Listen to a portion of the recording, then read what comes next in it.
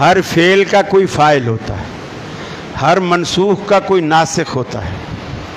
اگر رفع الیدین مثلا ہم کہتے ہیں سابقہ کتابیں منسوخ ہو گئی، تو ان سابقہ کتابوں کو کس کتاب نے آ کے منسوخ کیا؟ قرآن مجید نے۔ ہم کہتے ہیں سابقہ انبیاء کی نبوت منسوخ ہو گئی، ان کو کس کی نبوت نے منسوخ کیا؟ محمد رسول اللہ صلی اللہ علیہ وسلم نے۔ اب یہ تو رفع الیدین نہ کرنے والے بھی مانتے ہیں کہ جی پہلے کرتے تھے، ہم بھی کہتے ہیں کرتے تھے، وہ بھی کہتے ہیں پہلے کرتے تھے، پھر یہ کہتے ہیں کہ وہ منسوخ ہو گئی۔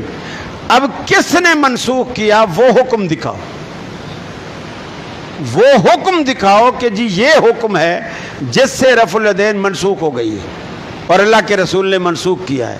اور دوسری بات یہ عقل کے بھی خلاف ہے کہ ایک کام کو اللہ کے رسول کرتے ہوں، پہلے ایک کام کرتے ہوں، پھر اسی اپنے کام کو اس طرح منع کریں کہ تمہیں کیا ہو گیا ہے، تم گھوڑوں کی دموں کی طرح دمیں ہی لاتے ہو۔ صحابہ نہیں سوچیں گے کہ یار کل تو اللہ کے رسول خود کر رہے تھے اور آج کہہ رہے ہیں یہ گھوڑے کی دم ہلا رہے ہو تم؟ ہم نے تو آپ کو دیکھ کر شروع کی ہے، آپ کو دیکھ کر۔ وائل ابن حجر رضی اللہ تعالیٰ عنہ اسلامک ہسٹری میں، صحابہ کرام کی زندگی میں سب سے آخری دور میں اسلام لانے والا صحابی ہے حضرت وائل ابن حجر۔ جسٹس تقی عثمانی نے اپنی کتابوں میں، درس بخاری میں جگہ جگہ بیان کیا اس بات کو کہ وائل ابن حجر آخر میں ایمان لانے والا صحابی، اور رسول اللہ صلی اللہ علیہ وسلم کے آخری سال، رسول اللہ صلی اللہ علیہ وسلم کے آخری سال 2 دفعہ وائل ابن حجر کی ملاقات ہوتی ہے۔ آخری سال 2 دفعہ ملاقات ہوتی ہے۔ ایک دفعہ ایسے موسم میں جیسے موسم میں آج ہم یہاں پسینہ پسینہ ہو رہے ہیں، اور ایک ایسے موسم میں کہ سردیاں تھیں اور اللہ کے رسول نے اپنے اوپر ایک چادر، شال جسے آپ کہہ لیں، سردی سے بچنے کے لیے وہ آپ نے اوڑھ رکھی تھی۔ حضرت وائل ابن حجر کہتے ہیں میں جب گرمیوں میں آیا، اللہ کے رسول کی نماز کو دیکھا کہ آپ جب نماز شروع کرتے تھے اس وقت، اور جب رکوع کو جاتے تھے اس وقت، اور جب رکوع سے اٹھتے تھے اس وقت، اور ایک روایت میں ہے جب آپ تیسری رکعت کے لیے کھڑے ہوتے تھے اس وقت آپ اپنے ہاتھوں کو کندھوں یا کانوں کے برابر تک اٹھایا کرتے تھے۔ پھر کہتے ہیں سردیوں میں میری آخری ملاقات اسی سال، رسول اللہ صلی اللہ علیہ وسلم کا دنیا سے رخصت ہونے کا آخری سال، آخری سال میں میری 2 ملاقاتیں ہوئی، ایک گرمی میں ایک سردی میں۔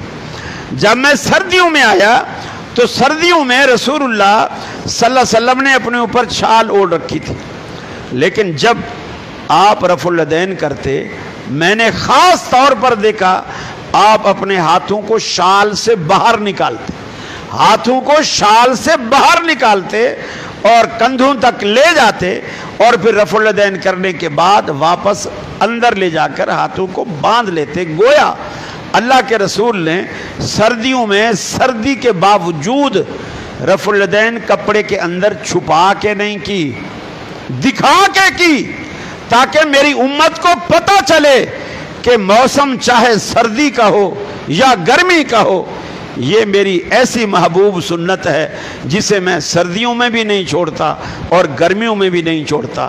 آخری دور کا صحابی اللہ کے رسول کی نماز میں رفع الیدین کو بیان کرتا ہے۔ منسوخ کب ہوئی اور کس نے کی؟ کب ہوئی اور کس نے کی؟ ایک روایت تو حدیث کے ذخیرے میں یہ الفاظ دکھا دو اللہ کے رسول نے کہا ہو آج کے بعد رفع الیدین نہیں کرنا، یا آج کے بعد رفع الیدین منسوخ ہے۔ کوئی ایک لفظ تو منسوخی کا لفظ تو حدیث میں دکھاؤ نا، کچھ تو کرو۔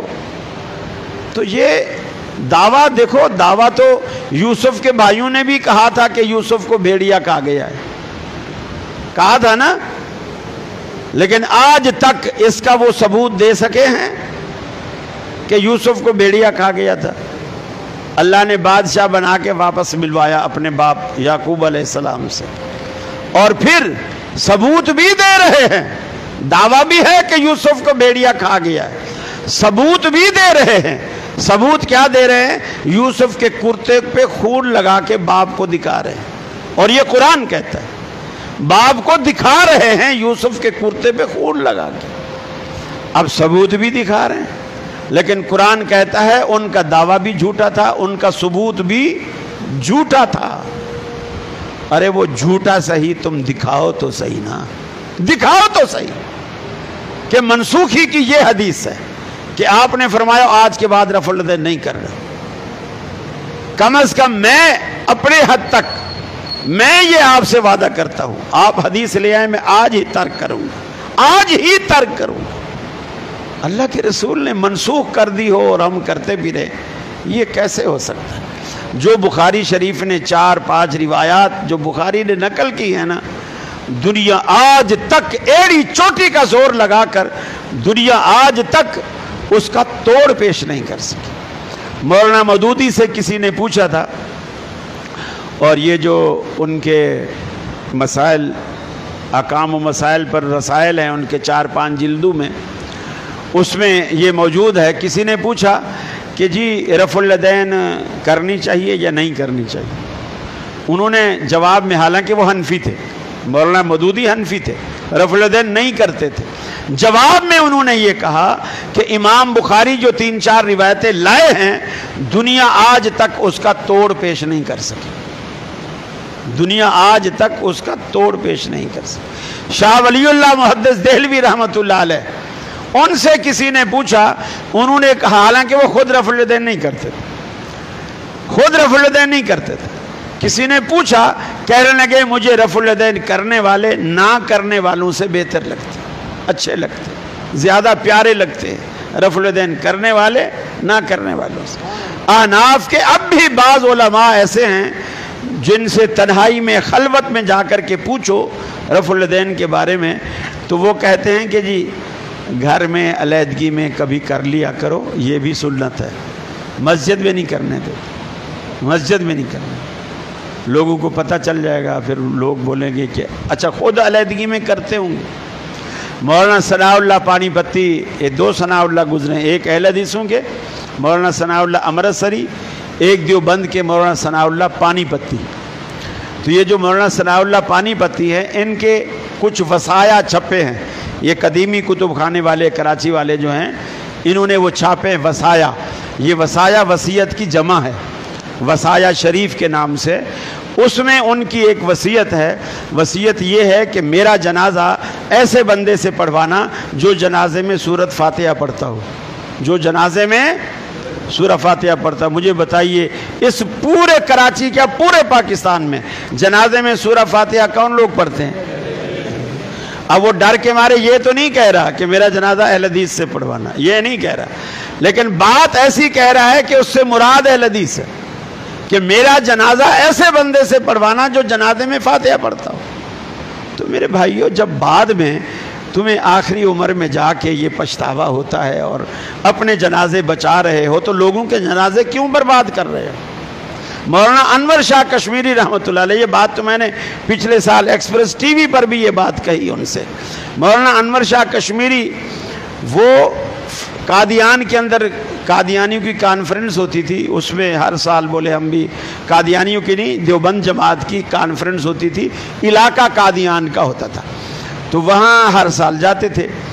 ये जस्टिस तकी उस्मानी साहब जो दारुल उलूम कुरंगी वाले हैं, इनके वालिद गिरामी मुफ्ती मोहम्मद शफ़ी साहब, ये नानकवाड़ा वाले, उनका वहाँ भी बड़ा मदरसा था, और ये तफसीर भी है इनकी मारिफुल कुरान के नाम से। इनकी किताब है वहदत उम्मत, मुफ्ती शफ़ी साहब की जो जस्टिस तकी के वालिद हैं, वहदत उम्मत। उसके सफ़ा नंबर 13 पर एक अहम नुक्ता और एक अहम वाक़या के नाम से वो एक बात मौजूद है, और ये नेट से भी आप वहदत उम्मत को डाउनलोड करेंगे मुफ्ती शफ़ी के नाम से, तो ये आपको पूरा किताबचा डाउनलोड होके आपको मिल जाएगा। और उस पे लिखते हैं कि कादियान में मुफ्ती शफ़ी साहब कहते हैं कि मैं अनवर शाह कश्मीरी के पास गया, फजर की नमाज के बाद वो घुटने खड़े करके घुटनों के गिर्द हल्का बनाकर अपने सर को घुटने के बीच में देकर बड़े अफसुर्दा हालत में बैठे हैं। मैं बराबर में बैठ गया। जब वो वहाँ से ज़रा सा फारिग हुए, उठे, सर को उठाया, मुझे देखा तो मैंने कहा शाह साहब आप क्यों परेशान हैं? कहने लगे नहीं कोई बात नहीं। मैंने कहा नहीं हजरत कोई तो बात है। तो वो कहने लगे कि बस ये है कि मैं ये सोचता हूँ कि हमने अपनी उम्र बर्बाद कर दी। मुफ्ती शफी साहब कहते हैं कि मैंने कहा हजरत आपकी आधी उम्र पढ़ने में गुजर गई, आधी पढ़ाने में गुजर गई, आप इसको उम्र का बर्बाद होना कह रहे हैं? अगर ये उम्र बर्बाद हुई तो फिर काम में किसकी उम्र लगी? वो कहते हैं शफी भाई मैं आपको सही कहता हूँ, हमने उम्र बर्बाद कर दी। मैंने पूछा हजरत आखिर बात क्या है? कहने लगे हमने सारी ज़िंदगी ये कोशिश की है कि अपने मसलक को दूसरे मसलक पर तरजीह दें। इमाम अबू हनीफा के फतावे, उनकी बातें, उनके अकवाल, उनके दलाइल तलाश करें और उनको बढ़ा चढ़ा कर बयान करें। अब मैं सोचता हूँ कि हमने उम्र किस चीज़ में बर्बाद की। अरे जब आखिरी उम्र में जाकर पछताना है उससे पहले अभी सोच लो। जब पछताना भी है तो अभी पछता लो। उम्र बाकी है, तौबा कर लो, अल्लाह ताला से माफ़ी मांगो ताकि अल्लाह रब्बुल आलमीन हमें राह रास्त अता फरमाए। जी और कोई सवाल?